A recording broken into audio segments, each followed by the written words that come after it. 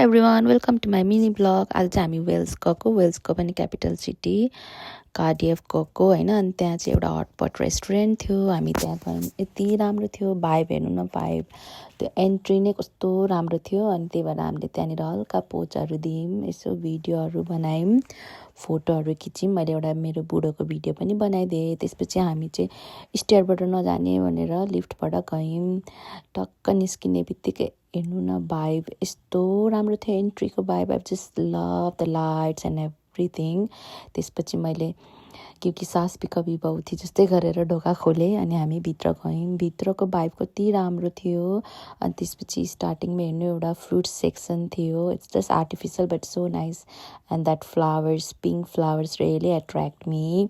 अनि त्यसपछि त हामी सुई सिधै आफ्नो टेबलमा गयौँ। हेर्नु यस्तो राम्रो थियो भाइब। यो चाहिँ अर्को साइडको हो, हामी जाने टेबल चाहिँ फुल थियो।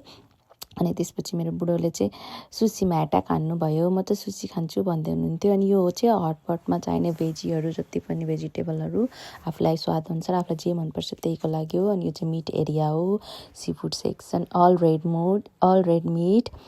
अनि यो चाहिँ पर्क मेरो बुढाको फेभरेट। अनि त्यसपछि यो चाहिँ मेरो फेभरेट है, बेकन। अनि त्यसपछि रेड मिट पछि अब हाम्रो सी फुड। यसको लागि चाहिँ आएको मेन म अक्टोपस खान आएको, बेबी अक्टोपस। अनि अरू श्रिम्पहरू पनि थियो, तर म चाहिँ धेरै किन छुइनँ, मलाई त्यति धेरै नलेज पनि छैन सी फुडहरू। तर सी फुडहरू खानेको लागि चाहिँ एकदम बेस्ट प्लेस, आउनु होला, खानु होला। अनि मेरो बुढोले चाहिँ सुसी लिएर जानुभयो, उहाँलाई चाहिँ सुसी ट्राई गर्न मन थियो अरे। अनि हि वाज सो किन टु ह्याभ सुसी भन्दै देखाउँदै जानुभयो। त्यसपछि त सुई हामी हाम्रो टेबलमा गयौँ। हाम्रो टेबलमा बिसप अलरेडी नुडल्स खानलाई रेडी भएर बसेको थियो। हामीलाई हाई भन्यौँ ब्लगको लागि। अनि त्यसपछि के रह्यो र विशालले त सिधै पोर्क म्याटा खानु थाल्यो होइन। अनि बिसपले नुडल्स खायो। मैले चाहिँ मलाई चाहिँ जस्ट सुप खान मन थियो, त्यही भएर भाग सुरुमै हटपट स्टार्ट गरिदिएको। अनि त्यसमा पनि मैले चाहिँ चिकन पनि खाएँ होइन, विशालले चाहिँ पोर्क खानुभयो।